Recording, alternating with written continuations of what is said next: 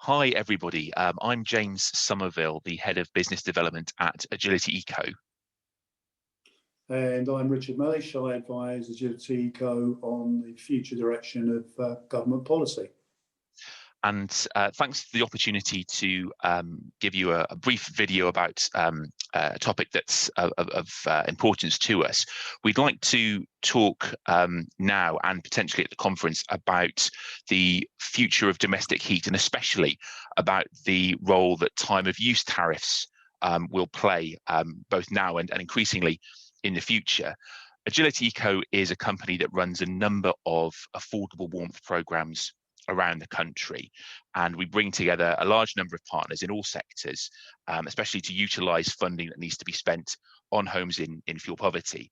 And we're very much focused on providing as much support as possible for low-income and vulnerable households, however we can. So that's soft measures such as energy advice, helping people switch tariffs as appropriate, and also actually getting physical measures into people's homes, like LED light bulbs, all the way up to insulation, new gas boilers, all that kind of thing.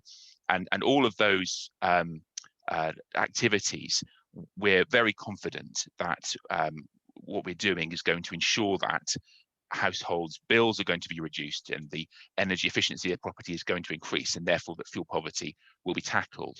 But we are a little concerned about how the changes in future of Britain's electricity and heat, in order to ensure a low carbon future, which is extremely important, might negatively impact on fuel poor households in particular.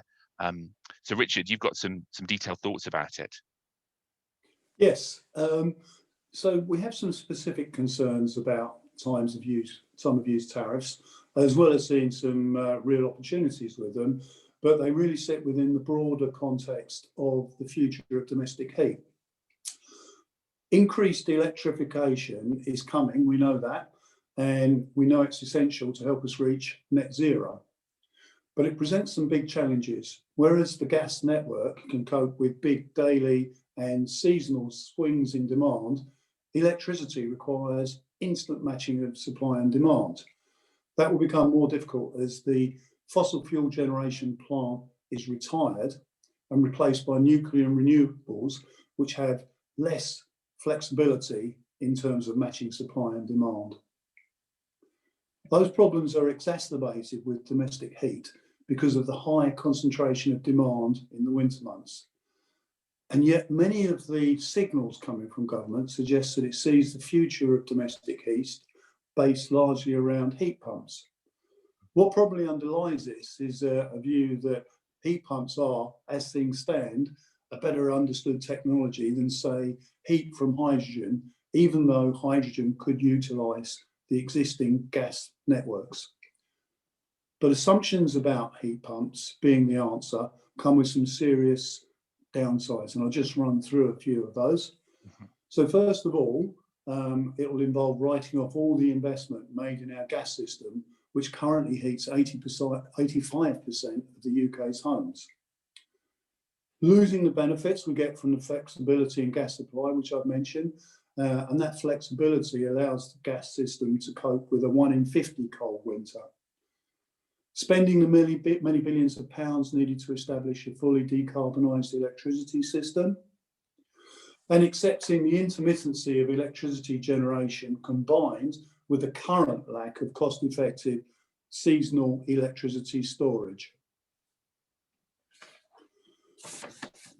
Just to be clear, we fully appreciate the climate benefits of low carbon electricity, but the UK should not sleepwalk into a future where heat in homes is provided exclusively through heat pumps. We need a proper debate about the pros and cons, and to fully explore the opportunities for a scenario where domestic heat is provided through an appropriate mixture of heat pumps, heat networks, and hydrogen or other green gases. Many see this as a way forward, and we're looking forward to seeing the government's soon to be published heat strategy. Yeah, absolutely. I think you're quite right that things seem to be changing very fast, and already out there in the market we're seeing tariffs like Octopus's Agile tariff, which are generating a lot of interest. But at the moment, it seems as if that's maybe for the kind of middle class or higher income households, early adopters of electric vehicles, that kind of thing, and not necessarily something that lower income or fuel poor households would have any awareness of.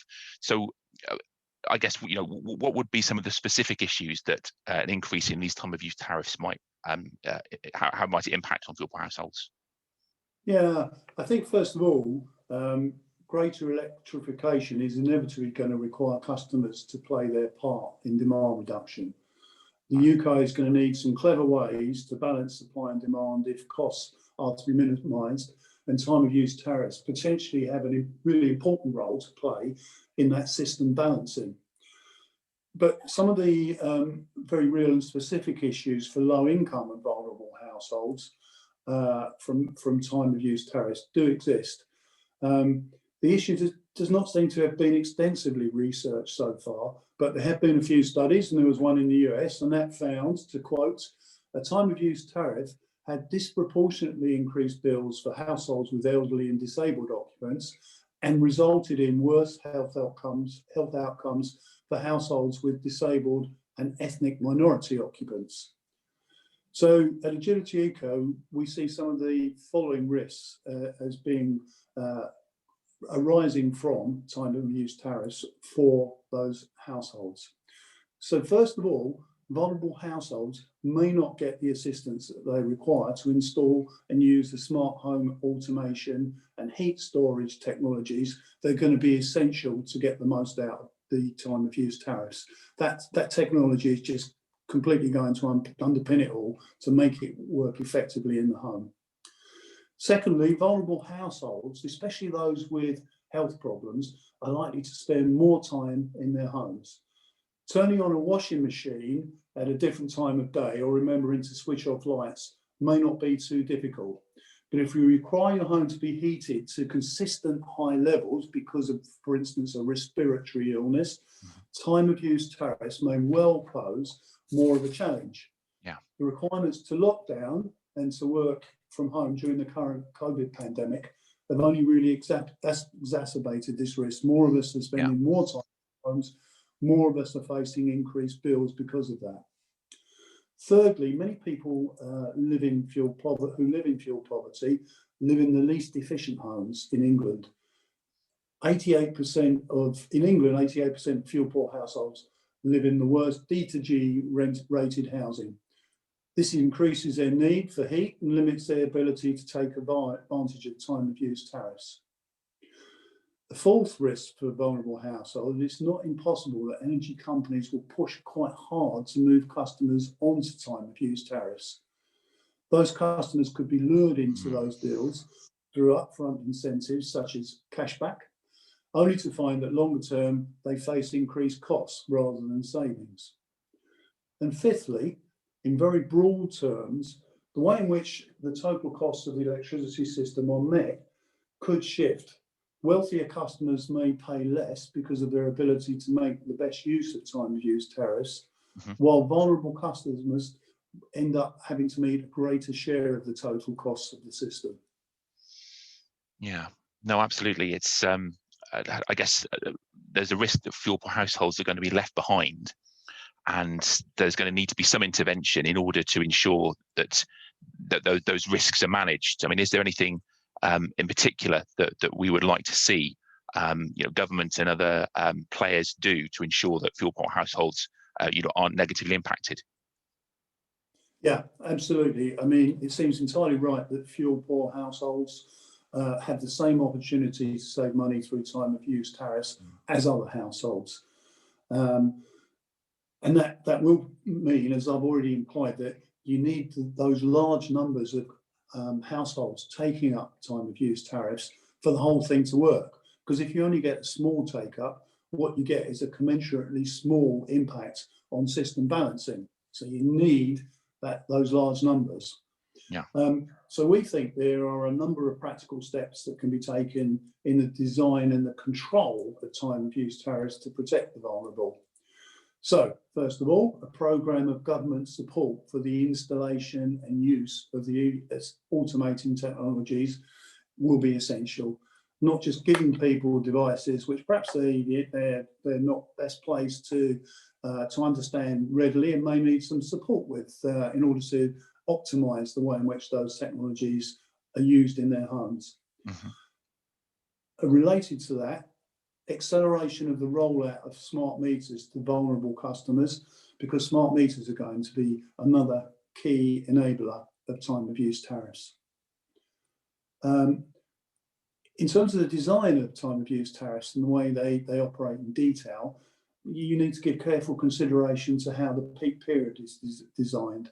So, for instance, if you had a 1500 to 2100 peak, so in other words 6 hours, that could have very different impacts to a narrower 1600 to 2000 peak.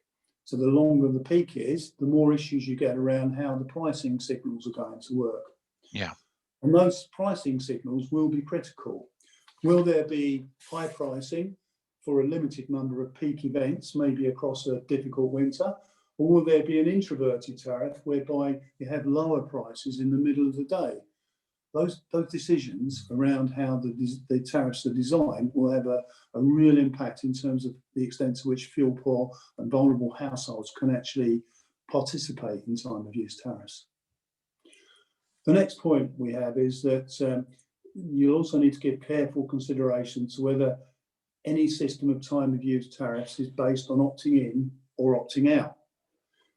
Opting out will generate greater numbers, but experience with switching energy suppliers suggests that many of the most vulnerable customers are least likely to engage with the energy market. So with switching, many of the people who would have benefited most from switching actually were the least engaged with the switching process. Yeah. So customers could find themselves on a time of use tariff without realising it if the way in which their design is around opting out. So that's great in terms of getting more numbers participating, but less good if some of those people who are participating really don't understand what's happening in terms of their energy bills.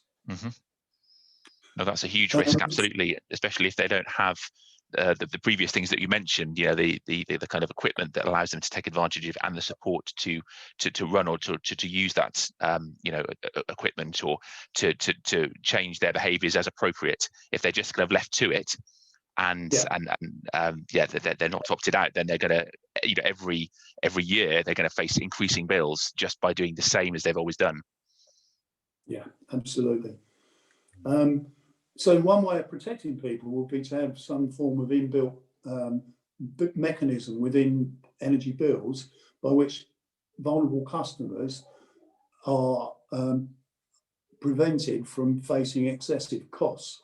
So that could be within the billing system itself with some sort of maximum cost attached to the time of use tariff.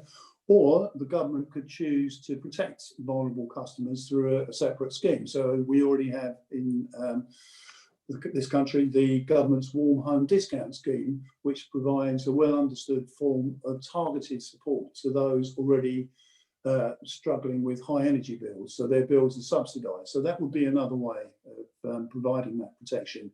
But there are various options around that. The important thing is that something like that would prevent people from paying much higher bills than they were expecting. Another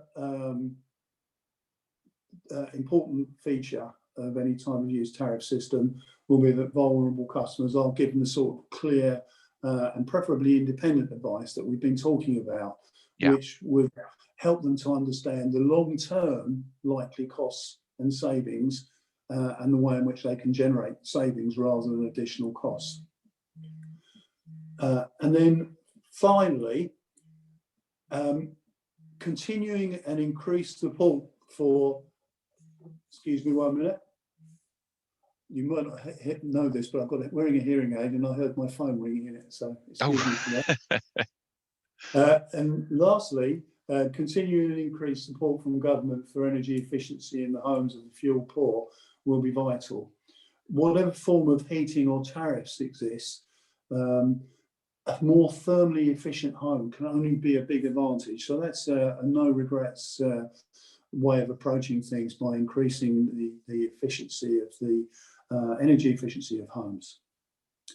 Okay. So if I was to sum up, yeah, the three things that I think are really critical in this area. First of all, greater electrification is coming, and time of use tariffs have an important role to play in reducing carbon and bills. Secondly, there are risks from this to vulnerable groups, and those risks need to be at the forefront of tariff design. And then thirdly, time of use tariffs will not be a panacea for the extra costs and reduced flexibility that comes from electric heat.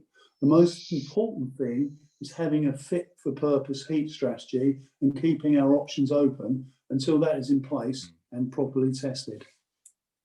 Oh, I think those are all very fair points, and I think as we as a company, continue to deliver services for fuel poor homes and plan them along with all of our partners and the regulators, and talking to government as well, we're going to want to keep that dialogue open. And I mean, you've raised a lot of points there about how this process needs to be carefully thought about and managed in the greater context of that decarbonisation process to avoid some of those negative outcomes. So I think it would be great if we're able to engage with any other organisations to talk through some of these issues and to hear whether you agree with Richard's points or not. So yeah, please do let us know if this is something that we could consider at the FPRN conference. Okay, thanks very much, guys. Thank you.